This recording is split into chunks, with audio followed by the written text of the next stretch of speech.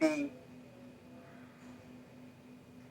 UN Secretary General Antonio Guterres has said, we must vaccinate everyone.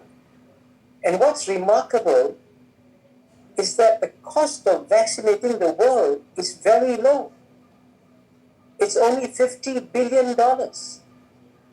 And you remember, the last effective G20 leaders meeting was the London meeting in April 2009, which saved the world from the global financial crisis.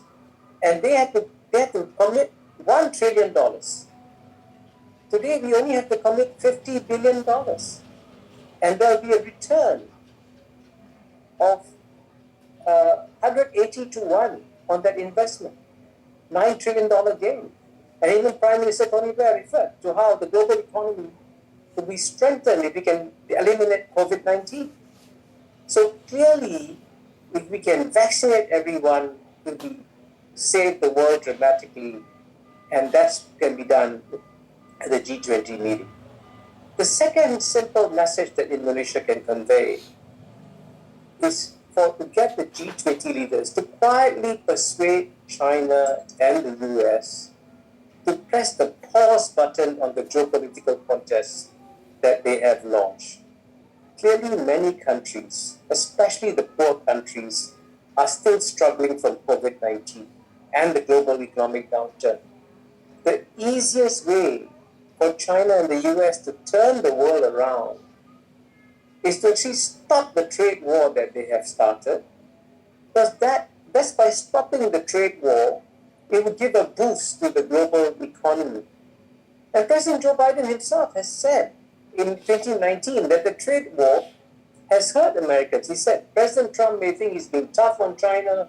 All that he's delivered as a consequence of that is that American farmers, manufacturers, and consumers are losing and paying more. That's what President Joe Biden said in 2019.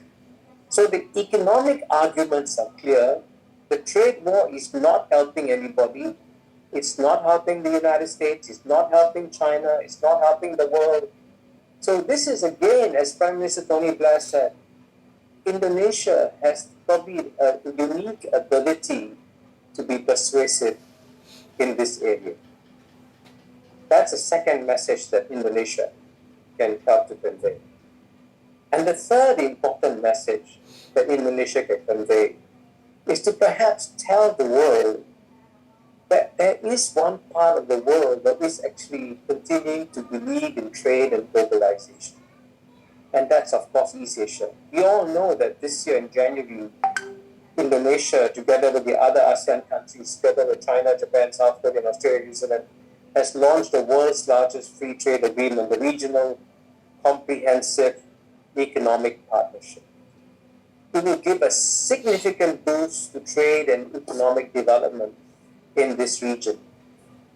And the tragedy here is that the virtues and free trade and economic development were taught to East Asia by the Western countries. But today the Western countries, sadly, including especially the United States, are walking away from these free trade agreements, walking away from greater global economic cooperation. But since Indonesia, as I explained earlier, has participated in such a dynamic fashion in East Asia's economic growth, we can use the East Asian model to tell the world that, hey, there is a better way out for the future. And this is why I'm glad that the G20 meeting is beginning with a B20 meeting, because it is the business leaders who understand better than anybody else what happens when you open up the world. We all benefit from it. So I would therefore like to conclude by wishing Indonesia great success in its year of chairmanship. Thank you very much.